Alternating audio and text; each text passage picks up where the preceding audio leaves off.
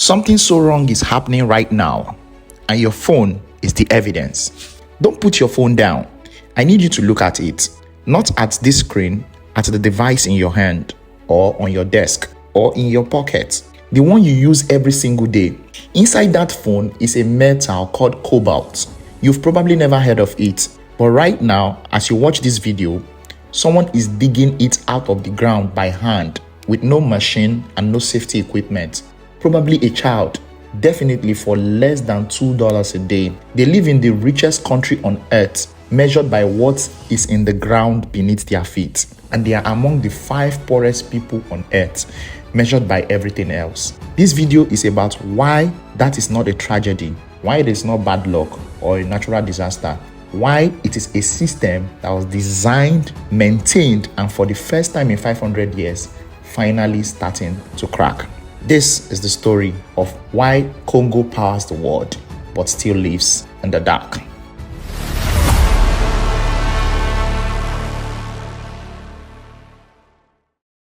Chapter 1. What is cobalt? Cobalt is the most important metal you have never thought about before. But first, some history. Cobalt is element number 27 on the periodic table. It is a hard silver-gray metal. Most people have never heard of it. But here is something fascinating. Humanity has been obsessed with cobalt for over 4,000 years. Not for batteries, but for its color. Cobalt blue. The deep, rich electric blue found in Egyptian tombs dating back 2,600 years ago. The famous blue Chinese porcelain of the Tang dynasty. The stained glass windows of medieval European cathedrals. All were cobalt. For millennia, cobalt was the world's most prized blue pigment. Kings paid fortunes for it. Then came 1991 and everything changed. The battery science. In 1991, Sony released the first commercial lithium-ion battery.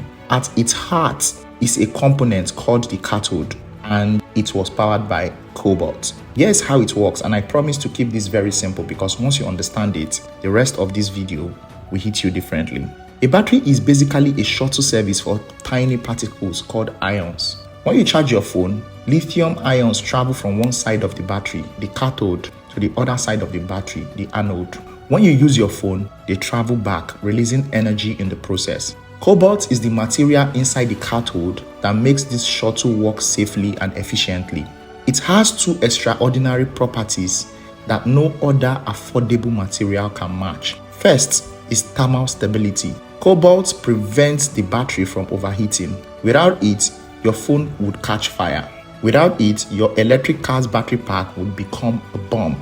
Second property is energy density.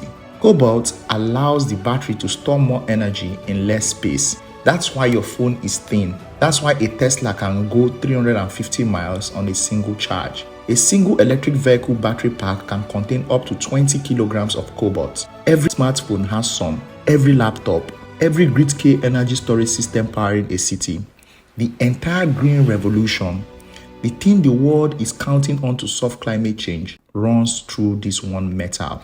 Part C, the geographic trap. Now, here is where the geography becomes destiny. Cobalt is not evenly distributed around the planet. Nature, in one of history's most consequential accidents, concentrated most of the world's cobalt in one place, the Democratic Republic of Congo, or DRC. The DRC accounts for 50% of the world's known cobalt reserves. It supplies 70% of the global cobalt demand. There is no realistic alternative at the scale the world needs, not today or for the next decade. So let's understand this country, because what happens there is the core of everything we are going to talk about. Some important statistics. 70% of all of the world's cobalt supply comes from the DRC. $24 trillion is the estimated total value of DRC's mineral wealth on the ground. DRC ranks in the world's 5 poorest nations despite this wealth. The number that explains everything. I want to show you one comparison, just one number, and I want you to sit with it because it contains the entire story of why Africa is poor and remains poor. Raw bauxite, a mineral dug out of African soil, fetches $65 per ton on international markets. Aluminium, made from the same bauxite after processing, sells for $2,335 per ton. Same material, same earth, 36 times more value just by processing it before you ship it. And Africa ships its minerals raw. But cobalt is even more dramatic. Listen to this. One African country processed cobalt locally, refined it. Instead of shipping it raw, what happened? The price per kilogram went from $5.80 at extraction to $16.20 after processing. That's one step. One refinery transformed cobalt exports from $165 million to $6 billion. From the same mines and from the same ground. The difference between 165 million and 6 billion is not better geology. It is not even more workers or foreign aid. It is just building a refinery and a processing plant. And Africa largely does not have them. Now, here is the question this entire video is built around. Why not? And more importantly, is that finally changing how this system was built? This system did not happen by accident. It was not the result of lazy African governments or incompetent leadership, even though that is increasingly becoming the case in modern times. It was built and architected over 5 centuries to do exactly what it does: extract wealth from Africa and generate that wealth value somewhere else. To understand why Africa's exports raw minerals today, you have to go back to 1884 to a room in Berlin, a room where the fate of an entire continent was decided and not a single African was in it. The Berlin Conference. The Berlin Conference of 1884 and 1885, 14 European nations sat around a table and divided the entire African continent between themselves like a pizza. They drew borders through ethnic groups, kingdoms, ancient trade routes based entirely on what they wanted to extract. King Leopold II of Belgium did not want a colony for his country. He wanted a private possession for himself. He walked away from Berlin with a territory 76 times the size of Belgium as his personal property, and he called it the Congo Free State. His mission was civilization, but his actual business was rubber. His methods were so horrifying that when they were finally exposed, people having their hands amputated for not meeting rubber quotas, entire villages burned, and an estimated 10 million people dead, even the other colonial powers were shocked.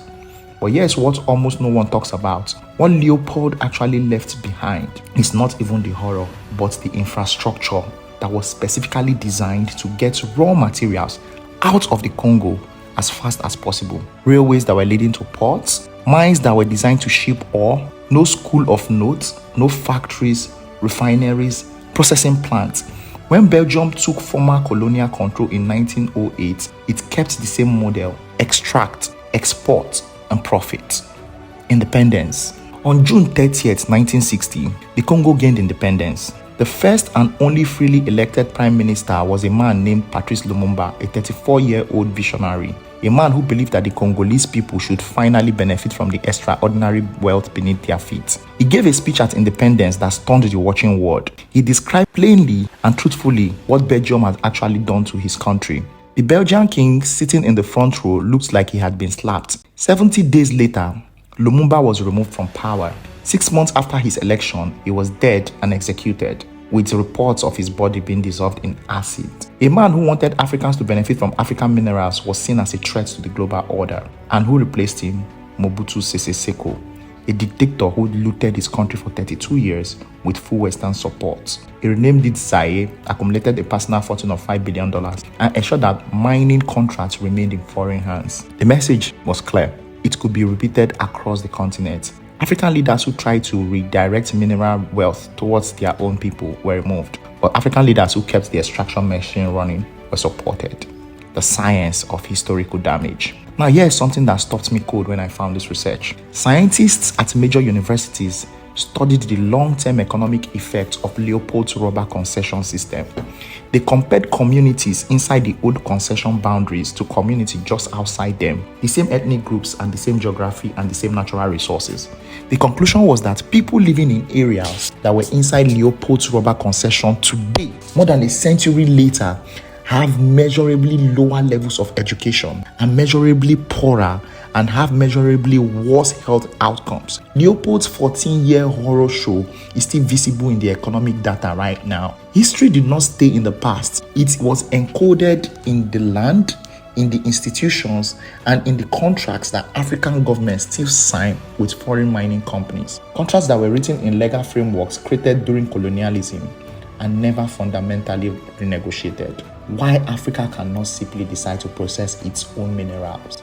The four walls. You might be thinking, if processing your own minerals is so obviously better, why don't African countries just do it? Why don't they just build refineries, add the value, keep the money? Is it not that simple? And understanding that this is not simple is crucial, because anyone who tells you there is an easy solution is either selling you something or hasn't done the research. There are four big walls that have kept Africa locked at the bottom of the value chain, and every single one of them has roots in the history we just talked about. The first wall, energy. Processing minerals require enormous uninterrupted electricity. A cobalt refinery, a copper smelter, a lithium processing plant. These are not small operations, but are industrial facilities that run 24 hours, 7 days a week and cannot afford power cuts. Nearly half of Africa's population still lacks reliable access to electricity, and for those who have it, outages are routine. Research shows that energy outages in African countries raise industrial production costs by 50%. You cannot compete with a Chinese refinery running continuously on subsidized coal power if your plant goes dark every other day. The economics simply does not work. The second wall, finance. Building a refinery costs hundreds of millions of dollars. Building a battery component manufacturing facility costs billions. African governments, most of which carry serious debts, cannot self-finance this industrial transformation. So they go to international capital markets. And here is where the credit rating system, which we will cover in future videos, become directly relevant. Because Moody's, S&P, and Fitch rates African sovereign debt as higher risk than it actually is. African governments pay more to borrow money. The exact financing they need to break the raw export cycle is made more expensive by the very system that benefits from them staying at the bottom. Research shows that a one-level improvement in Africa's average credit rating could unlock $15 billion in additional funding.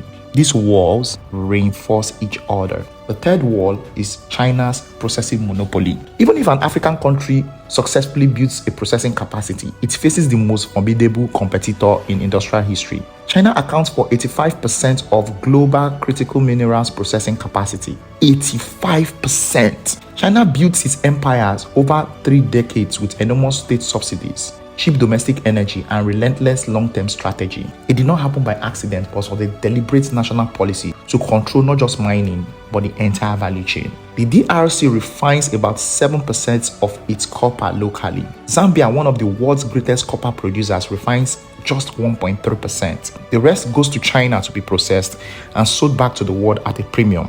Africa starts from near zero in a race against a competitor that already owns everything.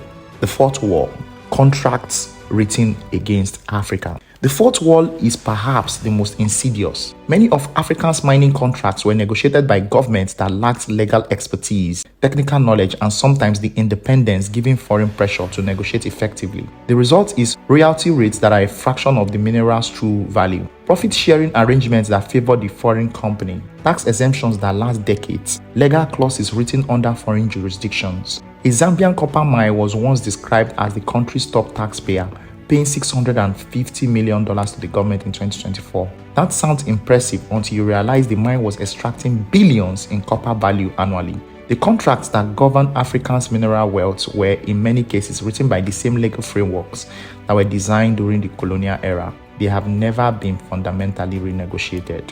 So, the next chapter will be talking about engineering Africa out of the equation before Africa can fight back.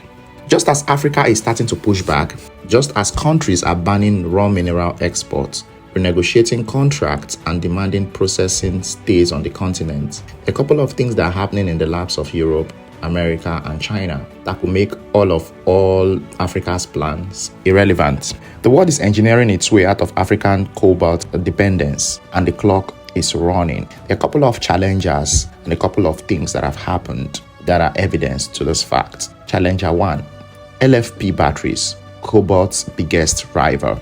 Lithium iron phosphate batteries, known as LFP, contain zero cobalt. Zero. LFP batteries use iron and phosphate, materials that are very cheap abundant, and available almost everywhere on Earth. They are not quite as energy dense as cobalt batteries, meaning they give slightly less range per kilometer, but they are significantly cheaper. They are safer, virtually impossible to catch fire, and they last far longer, up to 3,000 charge cycles compared to around 1,000 for cobalt-based cells. The critical data point is, in 2025, 50% of all electric vehicle batteries used LFP chemistry. More than 90% of home and grid storage batteries used LFP. LFP cells are already 20 to 40% cheaper than cobalt alternatives. Major manufacturers such as Tesla, BYD, and every Chinese EV maker have already switched. The shift has happened, and it is not just coming, it is already here. The second challenger is sodium-ion, the salt battery. Even more radical is the sodium-ion batteries. Sodium is salt. It is most abundant mineral on Earth. It is in every ocean. It's currently even in your kitchen. Sodium-ion batteries contain no cobalt, no lithium, and no nickel. The materials are so abundant that supply chains will be essentially unlimited. Early versions are already showing lifespans of up to 50,000 charge cycles, far beyond any lithium chemistry. The energy density is still lower than cobalt batteries, which limits its use in high-range electric vehicles. But for city cars, for buses, or grid storage, sodium-ion could capture enormous market share within a decade. Challenger 3. Solid-state batteries. And then we have the solid state, the technology that Toyota, Samsung, and multiple Western startups are racing to commercialize. Instead of liquid electrolytes, solid-state batteries use a solid material. The result is potentially double the energy density of today's best batteries, virtually zero fire risk, and compatibility with cobalt-free cathode materials. Solid-state batteries are not commercially available at scale yet, but Toyota has announced targets for the late 2020s, and if they succeed, the cobalt battery could be obsolete within a generation. Challenger 4. Battery recycling. Perhaps the most powerful long-term threat of all is the simplest recycling. Research from International Energy Agency shows that scaling up battery recycling could reduce the need for new cobalt mining by 35% by 2050. And crucially, recycled cobalt produces 80% less greenhouse gas emissions than mined cobalt. By 2030, recycled materials could supply up to 30% of cobalt needs. By the 2040s, as the first generation of electric vehicles reaches end of life, the volume of recyclable battery material will be enormous. A closed-loop system in Europe or America would not need African cobalt at all. Let me be precise about what this means. The window in which Africa's cobalt is irreplaceable and therefore gives Africa leverage is not permanent. The world is actively working to close it. The question is whether Africa would have moved up the value chain before the door shuts down. The US-China mineral wars and how Africa accidentally became the most contested real estate on Earth. Here is something that neither side will say out loud. The US-China trade war accidentally handed Africa a level of geopolitical leverage it has never had in its modern history. China dominates the production of over 15 critical minerals. When the US imposed tariffs on Chinese goods, China retaliated by restricting exports of rare earths, lithium-ion batteries, and graphite anode materials, all which are essential materials for energy transition. Suddenly, Western supply chains that have been quietly and comfortably dependent on Chinese manufacturing and processing were exposed. The entire global green energy ambition, which was worth trillions of dollars, could be held hostage by Beijing just flipping a switch. And where are the minerals that would offer an alternative?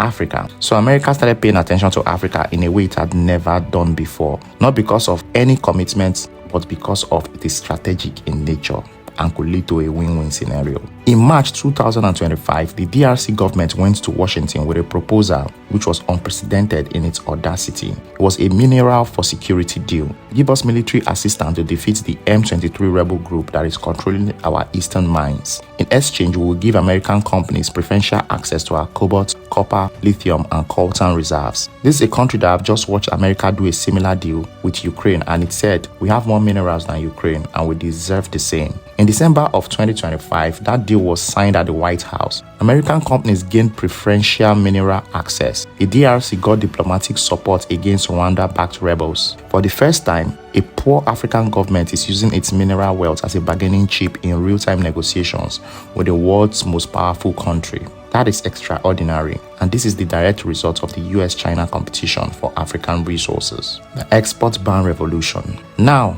the part of this story that made me want to make this video, because everything I've shown you so far, the 500-year system, the 4 walls, and the exit plan, could leave you thinking like this is hopeless. But this is not a hopeless situation. Something is happening across the African continent right now that is rewriting the rules of the game. Country by country, government by government, the same message is being sent to the world. We will no longer ship our wealth out raw. This is the export ban revolution, and it is real, it is accelerating, and it is the most important economic story in Africa today.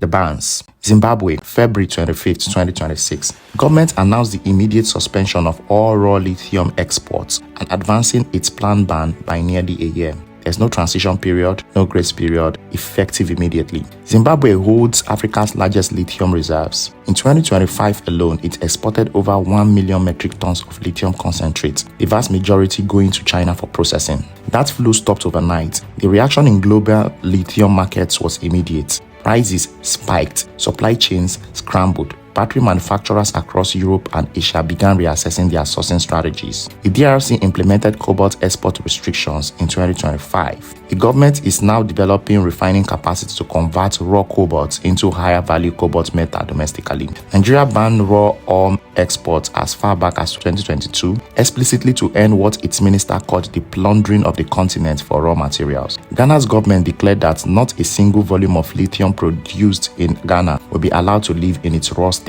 Malawi banned all raw minerals exports in late 2025, and at the continental level, the African Union passed resolution at its 39th summit to develop a continental critical minerals value addition framework. Not just individual countries acting alone, a coordinated continental strategy. These export bans are not just economic policies, but are statements. They are African governments saying that the era of extraction machine, the infrastructure that Leopold built, the system that Mobutu maintained, the contracts that foreign lawyers wrote, that era is over. They now know that their minerals are worth more and are done giving them away. Export bans are a start and the necessary start, but they are not the finish line. Banning raw exports without building processing capacity just means that they all sit in the ground instead of living. So what does the real solution look like? I want to walk you through the honest roadmap because this is complex and anyone who pretends otherwise is not helping. The roadmap. Step 1. Process before export. The first step is not making batteries or competing with some of the top manufacturers in China and United States. Oxford economists are very clear on this. The idea of African countries jumping straight to battery manufacturing is not realistic given their current infrastructural state. The realistic first step is moving from raw ore to refined metal, for mining cobalt and shipping it as hydroxide paste, to processing it into cobalt metal or sulfate at home. That one step alone multiplies the value captured by 3 to 10 times. Zambia refines 1.3% of its copper. That number needs to reach 50%, then 80%. Build smelters, build refineries, build the intermediate step. The value addition compounds at each stage. Industrial processing needs power. Therefore, the step 2 is fix the energy deficit. Africa's solar revolution, and here is a genuine piece of good news, is accelerating faster than anyone expected. Chinese solar panels redirected from the US market by trade war tariffs are flooding into Africa at historically cheap prices. The DRC-Zambia region, which sits on the Congo River, one of the most powerful untapped hydropower resources on earth, has the potential to power the entire continent's industrial base. Closing the energy gap is not impossible, but it requires investment and political will. Step 3. Use AfCFTA as industrial policy. The African Continental Free Trade Area, if fully implemented, creates the largest single market in the world, by number of countries, 1.4 billion people. The economic models show that full AfCFTA implementation could make Africa's economy $650 billion larger by 2043 and lift 32 million people out of extreme poverty. But the key is using it as an industrial policy and not just as a trading arrangement. A DRC-Zambia battery corridor, a West African lithium processing zone, regional processing hubs that share infrastructure costs and pool market access. No single country has the scale to challenge China alone. The continents together might have a chance. Step 4. The clock is real. I want to be honest with you about the timeline because optimism needs to be calibrated. As the battery chemistries shift away from cobalt, as sodium-ion scales, as solid-state batteries approach, as recycling infrastructure grows, Africa's window of cobalt leverage will narrow. The IEA projects that by 2050, recycling alone could reduce new cobalt mining needs by 35%. This means that the urgency is real. The export ban revolution, the AfCFTA, the industrial policy shift, this needs to happen in the 2020s and 2030s. Unfortunately, time is running out. Africa is not running out of its resources. In fact, that is not the risk. The risk is running out of time to capture its value before these minerals become obsolete in the grand scheme of things. Conclusion: the only question that has ever mattered. Go back to your phone. That cobalt inside, it came from a hole in the ground in the Democratic Republic of Congo. It was dug by someone earning $2 a day. It was shipped raw to China, processed, built into a component, assembled into a device, and sold to you for $1,000. The person who dug it received a fraction of a fraction of a fraction of what you paid. Not because of they are less intelligent, not because they are less hardworking, not because their country is cursed, but because 500 years ago, a system was built deliberately and with great sophistication to ensure that Africa supplies raw materials and the world captures the value. That system is old and entrenched. It survived independence, Cold War, and the resource boom, but it is not permanent. For the first time, African governments are banning raw exports. African leaders are sitting across from American presidents and negotiating mineral deals as equals. African scientists and entrepreneurs are building refineries, battery plants, and processing hubs. The question, and the only question that have ever mattered, is whether Africa will move up the value chain before the world engineers its way out of needing what Africa has. The window is open and the clock is running, and the answer will define the continent for the next 500 years. This has been a very interesting episode on Congo is the world and why Congo powers the world but lives in the dark. Do subscribe to Bridge Africa and we'll bring more of these exciting conversations to you. Thank you.